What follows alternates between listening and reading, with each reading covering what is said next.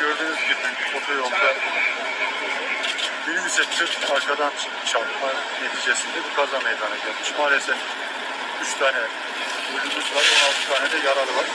Yaralıları ambulanslar, hastanelere sevk ettiler. Onların tedavileri devam ediyor. Şu anda da yol trafiğe açılmış durumda. Araçları da kaldıracaklar. Daha sonraki süreçte takip edeceğiz. Böyle üzücü bir olay.